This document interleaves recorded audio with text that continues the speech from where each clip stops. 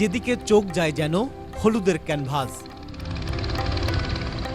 হ্রদের বুকে জেগে ওঠা ছোট দ্বীপ, যেখানে হাসছে হাজারো সূর্যমুখী ফুল। হ্রদ ঘেঁষা রাজদ্বীপ এলাকায় হলুদ রঙের এই সমারোহ যেন প্রকৃতির এক অনন্য শিল্পকর্ম, যা উপভোগ করতে দূর দূরান্ত থেকে ছুটে আসছেন দর্শনার্থীরা।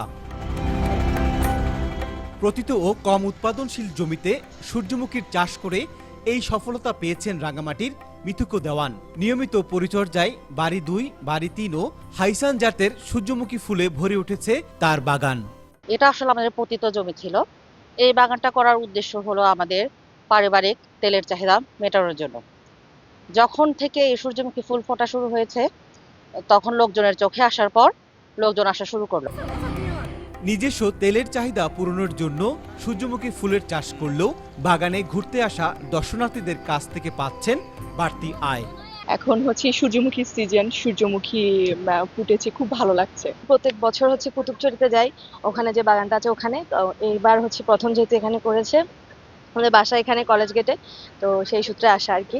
খুব সুন্দর লাগছে। এই বাগান, সূর্যমুখী ফুলের বাগানটা অনেক সুন্দর, তাই এখানে ঘুরতে আসছি। বাগানটা অনেক দারুণ লাগছে, আর তাছাড়া এলাকাটা অনেক সুন্দর। এই প্রথম রাঙ্গামাটি আমি থাকার সুবাদে এই প্রথম এরকম একটা জায়গা পাইলাম। পরিবারের সবাইকে নিয়ে ঘুরে অনেক বেশি ভালো লাগছে। ছবির থেকেও বাস্তবে এটা আরো অনেক বেশি। রাঙ্গামাটির মধ্যে নতুনত্ব ভালোই লাগছে, সুন্দর একটা পরিবেশ, আগে কখনো ছিল না। এই বাগানে দিলে শ্রদ্ধার সব মানুষ আছে, আমরা জনপ্রতি প্রবেশ ফি জনপ্রতি 50 টাকা করে নিই। আর পাহাড়ে তেলবীজ জাতীয় এই ফুলের চাষ বাড়াতে প্রণোদনা সহ সব ধরনের সহায়তা দেওয়ার কথা জানান কৃষি বিভাগ। সূর্যমুখীটা গতবার যেমন হয়েছে এবছর বেড়েছে এবং সামনে আশা করছি আরো বাড়বে। আমরা প্রণোদনা থেকে কিছু সহযোগিতা দিচ্ছি এবং কৃষকরা নিজেরাও এখন উৎসাহ নিয়ে আবাদ করছেন, এজন্য বৃদ্ধি পাচ্ছে। তো এই পর্যটকদের কাছ থেকেও কৃষকরা কিছু বাড়তি অর্থনৈতিক সহযোগিতা পাচ্ছেন, সেটাও কৃষকের লাভের মধ্যে পড়ছে।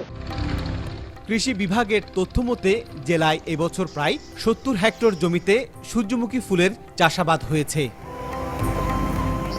জিয়াউল হক, চ্যানেল 24, রাঙ্গামাটি।